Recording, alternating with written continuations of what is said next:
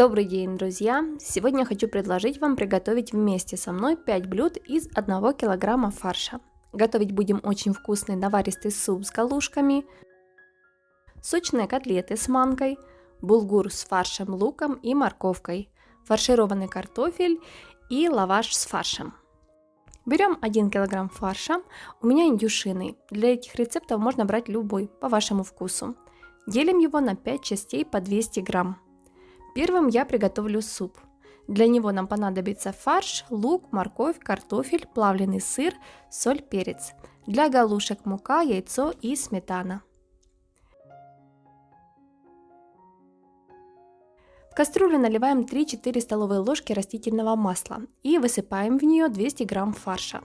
Тушим на среднем огне, периодически помешивая. Фарш должен полностью приготовиться. Тем временем одну луковицу нарезаем небольшим кубиком. Когда в фарше не останется розовых комочков, можно считать его готовым. И на этом этапе вводим нарезанный лук.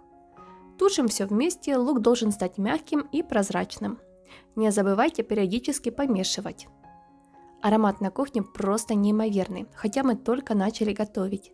Когда лук приготовится, вводим морковь. Я измельчила на мелкую терку, хотя можно и на крупную. Тушим пару минут и заливаем 2 литрами холодной воды. Солим по вкусу. Даем закипеть. 3-4 клубня картофеля чистим, моем и нарезаем небольшим кубиком. Высыпаем в кастрюлю. Даем картофелю полностью приготовиться. На это уйдет примерно 15 минут. Тем временем приготовим галушки. В миску высыпаем 6 чайных ложек муки. Добавляем 1 куриное яйцо и 1 столовую ложку сметаны. Солим по вкусу. Хорошенько все перемешиваем. Масса должна стать однородной и достаточно жидкой. Когда картофель приготовится, добавляем 1 плавленый сырок. У меня он был очень мягкий, я пыталась натереть его на терку, поэтому имеет такой вид. Думаю, что достаточно было просто нарезать его на небольшие кубики. Хорошенько перемешиваем, сырок должен раствориться. Когда суп снова закипит, вводим галушки. Формирую их я с помощью 2 чайных ложек, как показано на видео. Даем супу закипеть и варим еще пару минут. Затем выключаем, добавляем зелень, накрываем крышкой и даем настояться. Подаем горячим. Суп получился очень вкусным, с приятной сливочной ноткой, ароматный и сытный. Такой рецепт супа очень кстати, чтобы разнообразить ежедневное меню. Но если вам супа будет недостаточно, переходим к следующему рецепту. Булгур с фаршем, морковкой и луком. Для приготовления нам понадобится булгур, фарш, лук, морковь, соль, перец и куркума. В сковороду наливаем 3-4 столовые ложки растительного масла. Добавляем 200 грамм фарша и обжариваем на среднем огне до готовности, периодически помешивая. Пока готовится фарш, лук нарезаем небольшим кубиком, а морковь брусочками. Когда фарш приготовится, добавляем лук, морковь, тщательно перемешиваем и тушим все вместе 5 минут. 1 стакан булгура промываем и высыпаем на сковороду.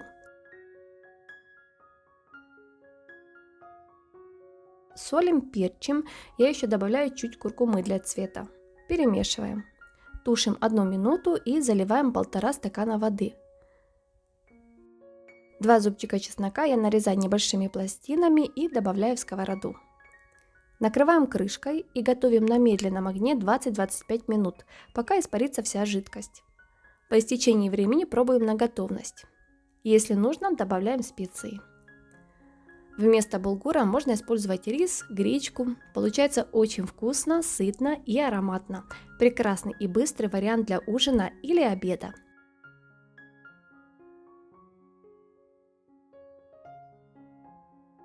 Из 200 грамм фарша получается котлет мало, но очень вкусно. Готовила для сына, он их просто обожает.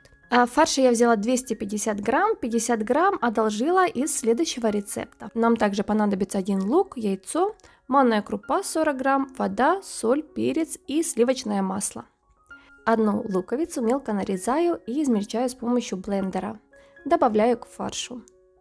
Охлажденное сливочное масло измельчаю на мелкую терку и также добавляю к фаршу. Солим, перчим по вкусу. Одно небольшое куриное яйцо. Тщательно вымешиваем. Теперь вводим 40 грамм манной крупы. Это примерно 2 столовые ложки с горкой. Снова все хорошенько перемешиваем. Добавляем 40 мл воды, перемешиваем. Фарш получается жидковатым, поэтому отставляем его на 10 минут, чтобы манка набухла. Из готового фарша влажными руками формируем котлеты.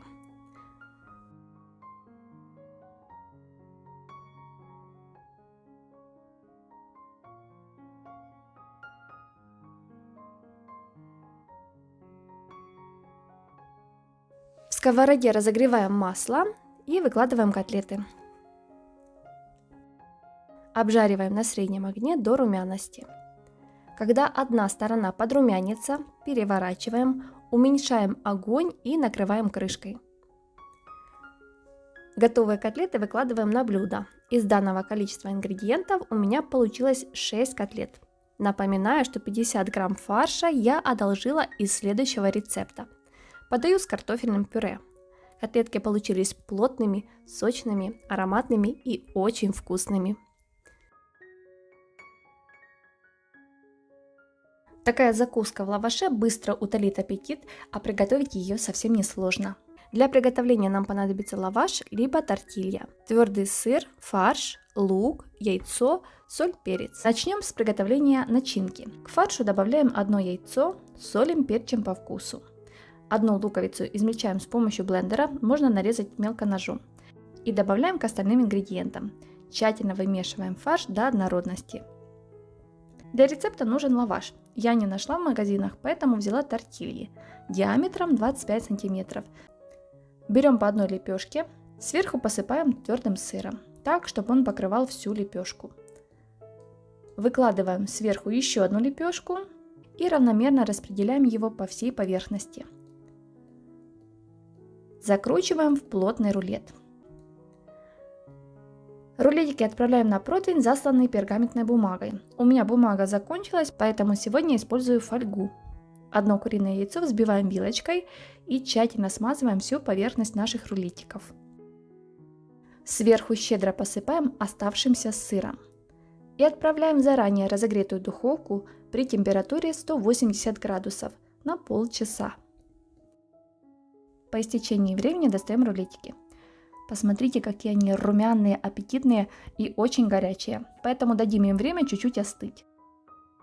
Берем по одному рулетику и нарезаем на порционные кусочки. Мясо отлично пропеклось, оно очень ароматное и сочное. Я нарезаю рулет на небольшие порционные кусочки и подаю в горячем виде. Мне так больше нравится, хотя в холодном виде тоже очень вкусно. Подавать можно со сметаной, либо другим соусом к мясу. Мне такие рулетики по вкусу напоминают пельмени. Фаршированный картофель. Рецепт, чтобы разнообразить ежедневное или праздничное меню. Картофель лучше брать небольшой, желательно одинакового размера. Лук, морковь, томат, соль, перец, лавровый лист. Картофель промойте, очистите. Вырезаем сердцевину с помощью маленького овощного ножа. Делаем кончиком ножа небольшое углубление и начинаем крутить по спирали, каждый раз немного углубляя нож. Обрезки не выбрасываем, а складываем на дно кастрюли, в которой будет готовиться картофель. Отверстие я всегда делаю сквозное.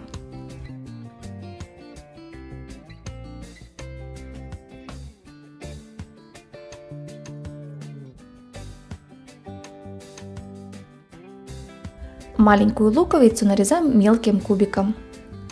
Добавляем к фаршу, солим, перчим по вкусу. Тщательно перемешиваем. Фаршируем подготовленный картофель. Кстати, такое маленькое количество фарша у меня оказалось не просто так. Накануне готовила очень вкусные манты на сковороде. Вот чуть фарша и осталось. Ссылочку обязательно оставлю в конце видео.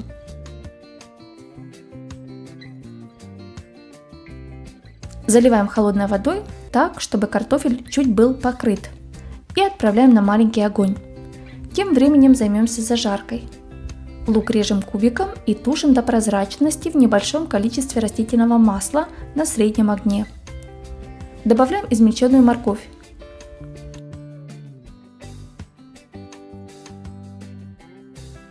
Тушим овощи 1 минуту и добавляем томат или томатную пасту.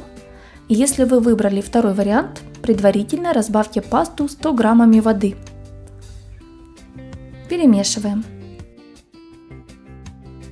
Перчим. Я добавляю в это блюдо 1/3 часть столовой ложки сахара. Так намного вкуснее. Тушим все 1 минуту и добавляем в кастрюлю картофелю. Солим.